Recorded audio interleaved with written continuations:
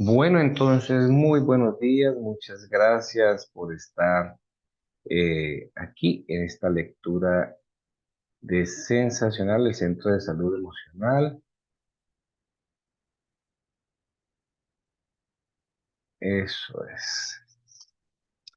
Bueno, aquí estamos en nuestra sesión 19 compartiendo con ustedes este hermoso conocimiento em, acerca de los traumas y todas esas heridas que posiblemente habíamos buscado, habíamos investigado, indagado cómo alivianarnos de ellas y posiblemente no hayamos encontrado el método, la forma de liberarnos de ellas, porque este es un tema muy profundo, ¿sí? Y muchas veces no damos con la raíz, pues, de todas esas heridas que estamos guardando que nos están haciendo daño, nos desesperamos, decimos, ve, pero pues, ¿qué será esto? Que no me lo he podido quitar, que no me lo he podido poner. ¿Qué será? Ayer estábamos hablando con un amigo acerca de los hongos que dan en los pies. Y decía, sí, yo tuve unos hongos años, años, y yo me acuerdo que yo me los quitaba y por alguna razón volvía y me daban en ese mismo dedo. Y yo me acuerdo y me acuerdo la sensación, la rasquiña, el olor, toda esa cosa tan horrible y se me quitaban y a mí se me olvidaba que yo padecía de esa vaina y después volvía y me daba y nunca supe por qué me dio y tampoco supe cuándo se me quitó, no me volvió a dar, ¿cierto? Pero pues ahí como que nuestras heridas no son como los hongos. ¿Cierto? No es que voy a olvidarme de ellos o se me quitaron solitos, no. Allí está porque nosotros está trabajando el inconsciente y toda una historia que hace que, como hemos dicho, es como una necesidad de tirar la puerta abajo, una necesidad de manifestarse.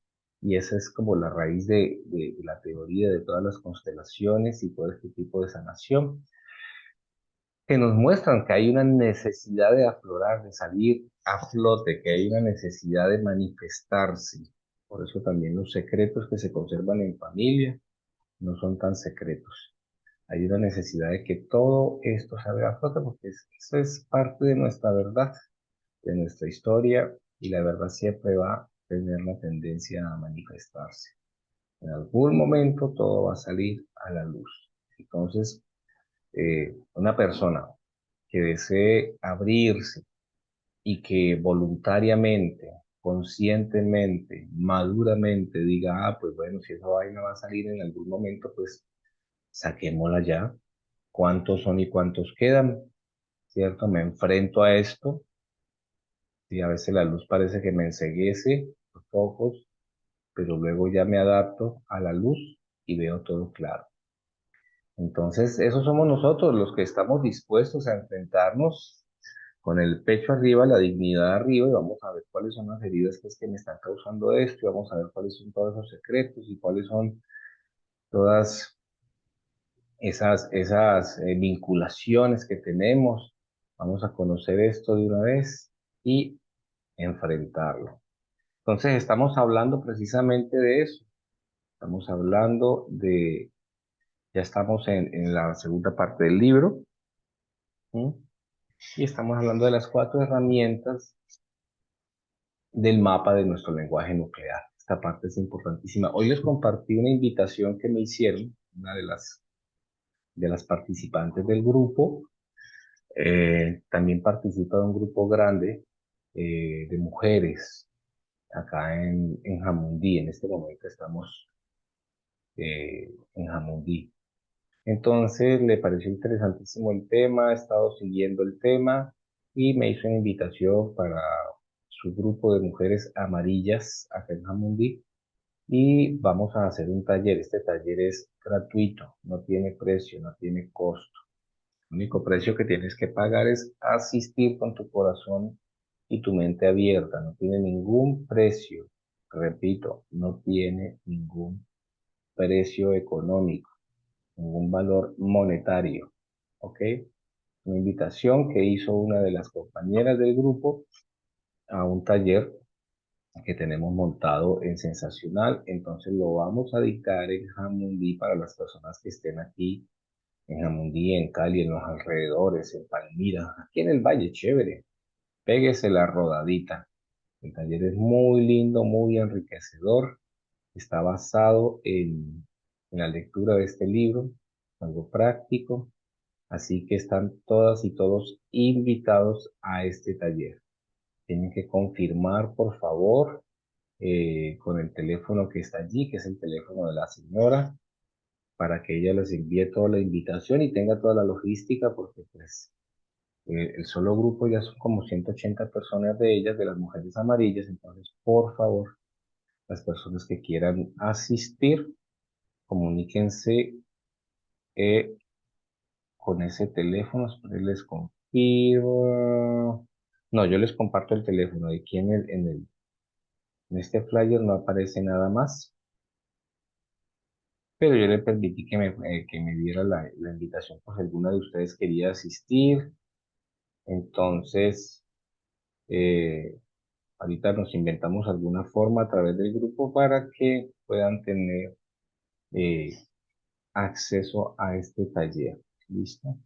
Entonces, estamos con las cuatro herramientas del mapa del lenguaje nuclear y ya vimos la primera, que es la queja nuclear. Lindísimo, lindísimo estar pendiente de cuáles son esas palabras que nosotros pronunciamos, hablamos, que se nos hacen tan cotidianas, tan normales, pero que manifiestan una queja. Por ejemplo, ayer tuve una persona que tiene una relación con su dinero, con el dinero, una pésima relación con el dinero, muy difícil que le llegue, muy lento, es, mejor dicho, puede trabajar mucho, es trabajador, entusiasta, linda persona, pero siempre tiene un bloqueo con el dinero, ¿sí? Y entonces ayer hablando con él acerca de la queja nuclear, me decía que le sucede muchas veces, por ejemplo, que va a comprar algo y no le alcanza. Siempre le falta la moneda para el peso, ¿cierto? Siempre, o no siempre, pero la gran mayoría de las veces va a comprar algo que le gusta y no le alcanza. Y siempre siente lo mismo. Y hay una emoción. Recuerden que las emociones y los pensamientos están conectados. Entonces, cuando él dice, ah, siempre lo mismo, esa es su queja nuclear. Ah, siempre lo mismo, siempre lo mismo, siempre lo mismo. Esa es su queja nuclear. ¿Qué significa siempre lo mismo? Siempre. Él está programándose, está ya, tiene programado su inconsciente que eso va a pasar siempre. Y lo mismo, ¿cierto? Entonces miren cómo perpetúa esta situación a través de su lenguaje nuclear. Ayer vimos el ejemplo de Carson, ¿sí? Y también vimos la forma linda en que se comunicaba con sus abuelos. Les decía, ese terror que ustedes tienen, eso no es mío. No, a ustedes no les sirve nada que yo cargue con ese dolor, ni a mí me sirve que yo cargue con él. Entonces, yo sé que ustedes no quieren esto para mí. Y sé que es una carga para ustedes verme a mí en esta ansiedad. Entonces, pues dejo estos sentimientos de ansiedad con ustedes, abuelo, abuela, tío, tía. Se lo dejo a ustedes, eso es de ustedes. Miren que el proceso de sanación, ¿no? Aquí les dejo sus maleticas. Ya estoy cansado de cargar las maletas suyas, ¿no? Posiblemente ahí está la mía, podría ser hasta más pesada que la de ustedes, pero no me corresponde. Entonces, lindo saber cómo podemos nosotros sanarnos, ¿listo? Vamos a ver entonces la otra parte del lenguaje nuclear. El lenguaje nuclear,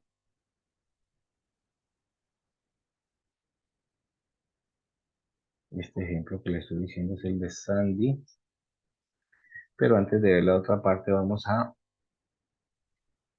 ver otro caso. Vamos a ver otro caso mejor porque aquí hay una explicación bien especial acerca del lenguaje nuclear. y es el de Lorena. El de Lorena, el lenguaje nuclear. Y espero que estén muy conscientes de esto. En el taller vamos a hablar de acerca del lenguaje nuclear y va a ser la base prácticamente de lo que vamos a hacer en la práctica con el taller. El lenguaje nuclear, me voy a volver loca. Me voy a volver loca. Es el lenguaje nuclear de Lorena. La frase, su mantra. ¿Listo? Muchas personas, confirmo antes de empezar. Ok.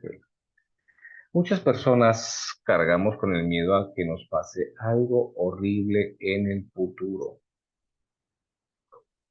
Este miedo se suele manifestar en esta queja nuclear. Lorena tenía 19 años y sufría ansiedad y ataques de pánico en situaciones de trato social.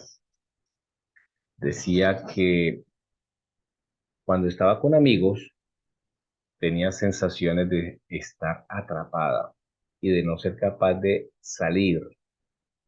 Había empezado a notar esta ansiedad 3 años antes y hacia la misma época, tanto la tilde, había empezado a sufrir una infección de vejiga que no se le curaba. Recordaba que había consultado a diversos médicos sin que nada de lo que le recetaba le aliviaran los síntomas. Lorena contó que lo más terrible de padecer aquella infección de vejiga, su peor miedo, había sido que nada ni nadie podrían ayudarla y que la infección no se le curaría nunca. La infección de vejiga se le acabó curando, pero a ella la seguía dominando la ansiedad. Nuestra conversación transcurrió así. Terapeuta, ¿y si la infección de vejiga no se te curara nunca?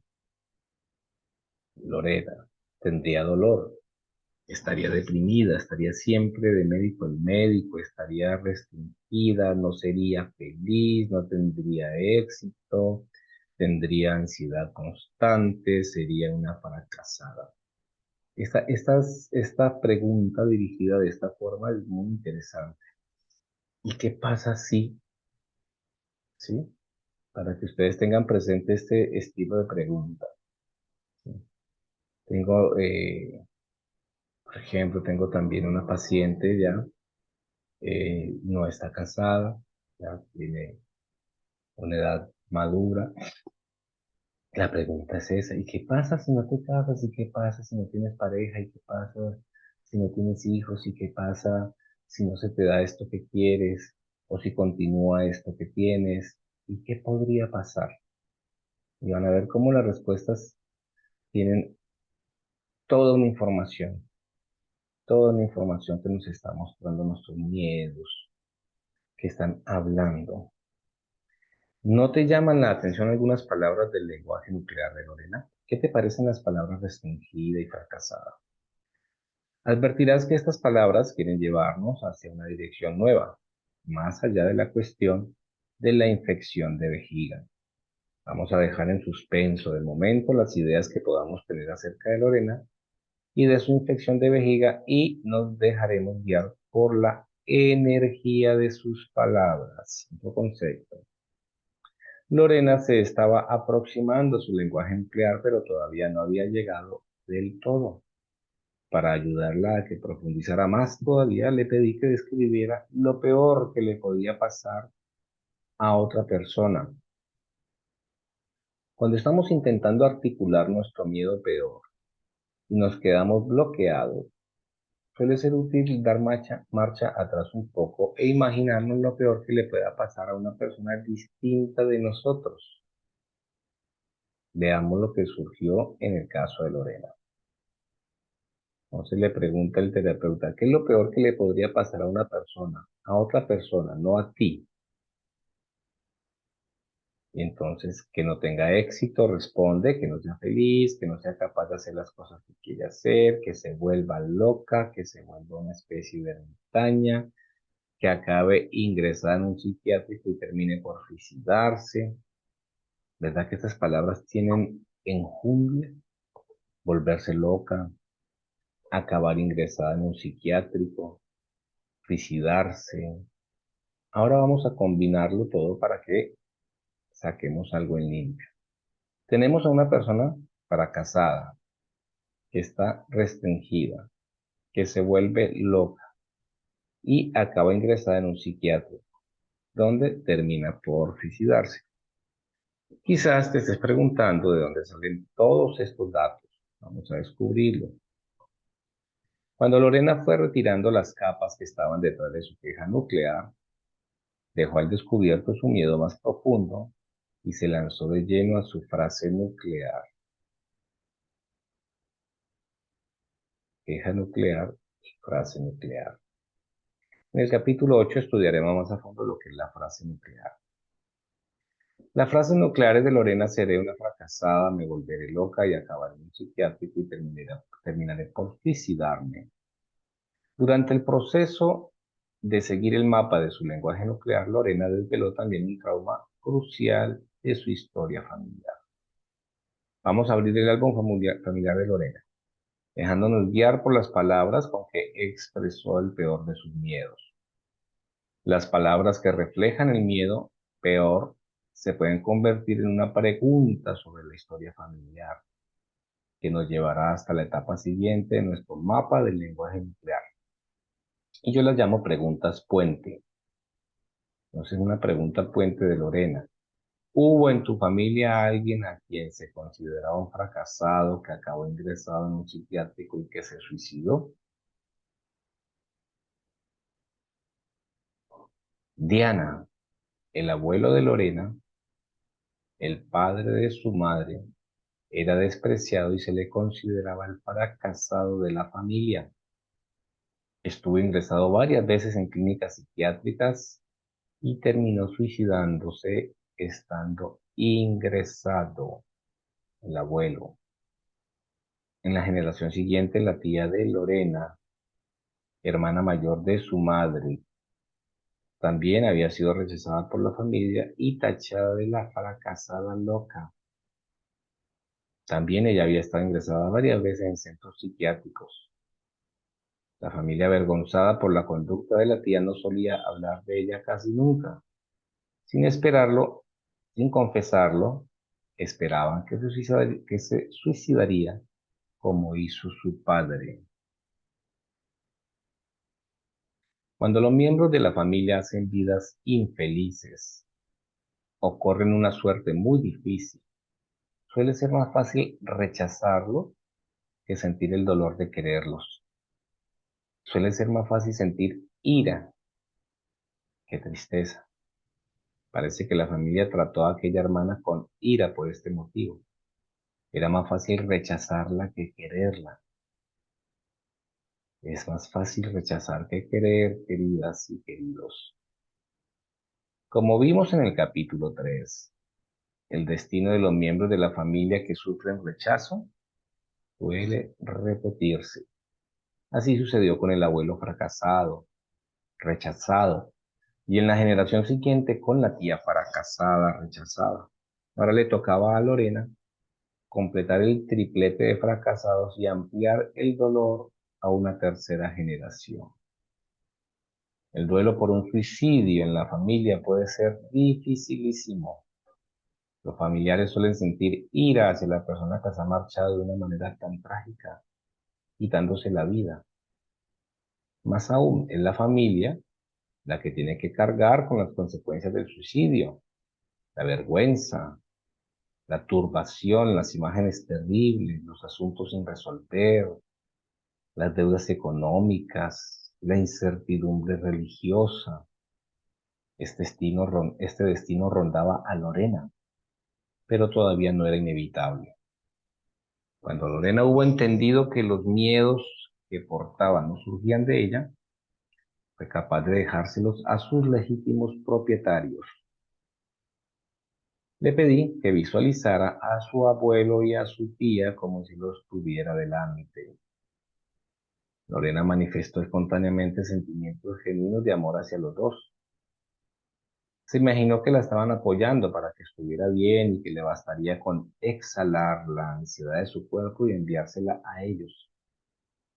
Pasó varios minutos respirando y me dijo que sentía el cuerpo más ligero y más en paz. Les pidió a ambos su bendición para poder vivir feliz, a pesar de que ellos no lo habían sido. Vio que no servía para nada que ella portara la ansiedad de ellos y que esto no tenía más efecto que acarrear más dolor a la familia. Les prometió a ambos que no seguiría portando esta ansiedad y se imaginó que en una situación futura de ansiedad podría devolverles a ellos esa ansiedad con un soplo. Al cabo de una sesión, Lorena quedó libre del pánico que la estaba consumiendo. Qué lindo cuando una persona se libera, se sana de sus cargas. Cuando me preguntan por las consecuencias sobre mi práctica clínica de las últimas investigaciones sobre la neuroplasticidad, suelo acordarme de Lorena. Su capacidad de pasar de un estado de ansiedad dominante a otro estado en el que tenía más paz y equilibrio ilustraba de manera gráfica lo bien que se puede asociar la historia familiar personal a la conciencia presente. Cuando hemos establecido las conexiones claves y practicamos el centrarnos en nuestras imágenes y experiencias curadoras, estamos sentando las bases de nuevas vías neuronales. De este modo, la curación puede tener una eficacia sorprendente. Cuando hemos establecido las conexiones claves y practicamos el centrarnos en nuestras imágenes y experiencias curadoras, centrarnos en nuestras imágenes y experiencias curadoras, estamos sentando la base de nuevas vías neuronales. Esto es importante, muy importante, porque la sanación, la curación, es una experiencia que inicia en el futuro, ¿ok? Nuestra sanación, nuestra curación, es una experiencia que inicia en el futuro. ¿Y cómo así? Barájemela más despacio. ¿Cómo así que mi sanación, mi curación inicia en el futuro? Pues sí, porque lo primero que tienes es que visualizarte sana y salva. Lo primero que tienes que empezar es a contemplar la posibilidad de que esto sea real, de que esto es posible. Nadie se va a sanar, nadie se va a curar. Si piensa, no, yo nunca me voy a curar, esto nunca se me va a quitar, esto está muy difícil, esto es pa' machas, esto es pa' machos. No, yo conocí a alguien que sentía lo mismo y eso, mejor dicho, prefirió suicidarse o aprendió a vivir con eso.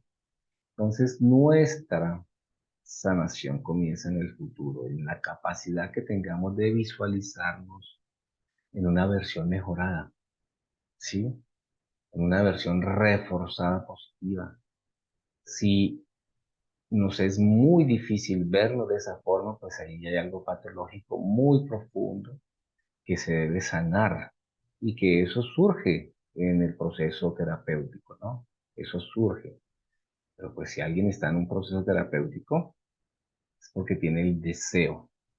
Pero recuerden que entre lo que yo deseo, entre lo que yo quiero y lo que necesito y lo que puedo, hay unas distancias que hay que aprender a salvar. Hay personas que por más que quieran no pueden hacer ciertas cosas. Yo quiero tener una relación linda, pero no puedo. Si tengo tantas necesidades en mi inconsciente que a mi pobre pareja la le exijo, le demando tanto, que quiero estar con ella, pero es que no puedo. Las demandas mías lo asustan, ¿sí? Se va. He tenido 3, 4 parejas, 5 parejas, y con ninguna he podido estar. Y antes pensaba que era que todos estaban, pero terribles, que cómo no iban a apreciar a una mujer o un hombre como yo soy.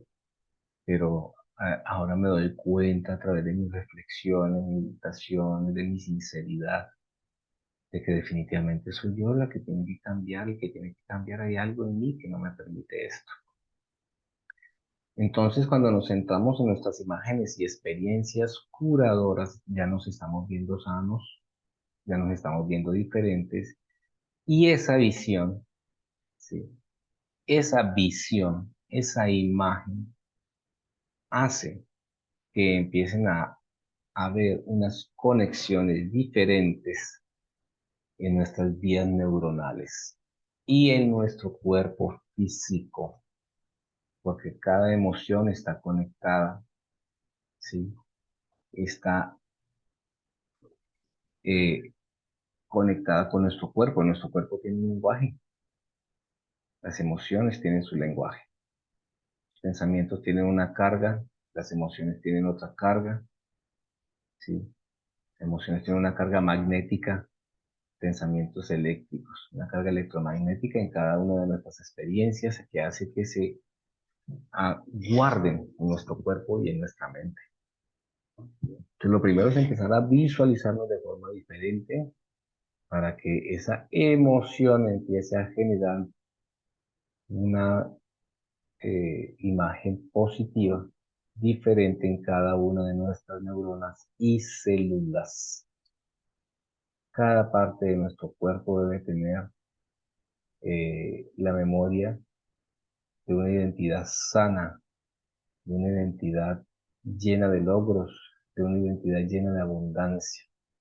Pues cada que nosotros estamos hablando de pobreza, de siempre igual, siempre pasa lo mismo, nunca me alcanza la plata, siempre pasa lo mismo. Lo que estamos es reforzando esa imagen que tiene nuestro cuerpo y que tenemos nosotros de nosotros mismos con todas sus consecuencias. Entonces, por eso, visualizarnos, visualizarnos sanados, visualizarnos diferentes. Ayer estábamos hablando acerca de algo bien lindo también, y es dejar de ser alguien y ser nadie. Y ese concepto es profundo, profundo, porque cuando a alguien le dicen es que usted no es nadie, te ofende, ¿cierto? Usted no es nadie, no, ¿cómo así que yo no soy nadie? Salta el ego, mejor dicho, despierta el tigre que hay en ti. Salta el ego y cómo así que yo no soy nadie, si yo estudié, si yo aquí soy la mamá, si yo aquí soy la que estudió de todos mis hermanos, si yo soy la que, bueno, mejor dicho, ustedes no saben quién soy yo, ¿cierto? Ustedes no saben quién soy yo. Pero no ser nadie quiere decir que uno se despoja de todas esas investiduras falsas, ¿sí? Porque eso es solo el ego. Nosotros no somos nada de eso. Ni yo soy psiquiatra, ni yo soy psicólogo, ni yo soy médico, ni no. Aquí nadie es nadie. Es decir, somos mucho más que eso. Esas son profesiones, nombres, estatus, ocupaciones. Ser nadie significa que yo puedo situarme en una posición hermosa, hermosa posición en la que inicialmente me identifico con nada, con nadie, ¿sí? El ser nadie es hermosísimo, porque es desde allí donde yo puedo empezar a construir, a, a, a descubrir más bien, ¿sí? No hay nada que construir ahí ya, porque ya está hecho. Es más bien descubrir, desvelar mi verdadera identidad. Cuando me empiezo a identificar con nada y con nadie. Entonces, si en algún momento te dicen tú eres nadie, dice, ay, ojalá. Ojalá. ¿Listo? Algunas veces el lenguaje nuclear de nuestra queja nuclear es tan persuasivo que nos obliga a buscar respuestas en el cementerio familiar. Pero suele suceder que no podamos acceder fácilmente a la historia familiar que buscamos. Es una información que ha quedado oculta por la vergüenza, apartada por el dolor o protegida en forma de secreto familiar, y no son cosas de las que se suele hablar durante las comidas. A veces conocemos la historia traumática que está detrás de nuestro problema, pero no siempre establecemos su relación con nuestras experiencias actuales. El lenguaje nuclear de nuestra queja nuclear puede servirnos de brújula que nos guía a través de las generaciones de angustia familiar no explicada. Puede llevarnos hasta un hecho traumático que espera que lo recordemos y lo exploremos para que le demos el descanso definitivo. Brille para ella la luz perpetua, ¿no? Eso lo reza la gente. Brille para ella la luz perpetua. ¿Y para nosotros qué? Encontrarás a continuación una lista de preguntas que pueden ayudarte a desentrañar una parte del lenguaje nuclear de tu queja nuclear. Responde a cada una de ellas con todos los detalles que puedas. Ten la mente abierta, no cambies ni enmiendes tus respuestas. Las respuestas a estas preguntas pueden arrojar luz sobre la relación entre un problema actual y un trauma de tu historia familiar. Vienen 10 preguntas que generan lenguaje nuclear. 10 preguntas que generan lenguaje nuclear. Las voy a leer y terminamos. 1. ¿Qué estaba pasando en tu vida cuando te apareció por primera vez el síntoma o el problema? Esta es una pregunta muy recurrente en consulta, ¿sí? ¿Qué estaba pasando en tu vida cuando te apareció por primera vez el síntoma o el problema? ¿Qué estaba pasando poco antes de que empezara ese problema? ¿Qué edad tenías cuando hizo su primera aparición el síntoma o el problema? ¿Pasó algo traumático a un miembro de tu familia cuando tenía una edad parecida? ¿Qué sucede exactamente en el problema? ¿Cómo lo sientes en los peores momentos? ¿Qué pasa justo antes de que te sientas así o de que tengas el síntoma? ¿Qué cosas lo alivian y qué cosas lo agravan? ¿Qué cosas te impide hacer ese problema o ese síntoma? ¿Qué te obliga a hacer? ¿No? ¿Qué te impide hacer y qué te obliga a hacer? Si esa sensación, ese síntoma te duraran para siempre, eso sería lo peor que te podría pasar, ¿sí? ¿Qué sería lo peor que te podría pasar? Bueno, esto está bueno como siempre y se compone. Las 10 preguntas que generan lenguaje nuclear. Es buenísimo, buenísimo cuando estamos conscientes, cuando estamos pendientes de, de cómo nosotros nos expresamos, ¿sí?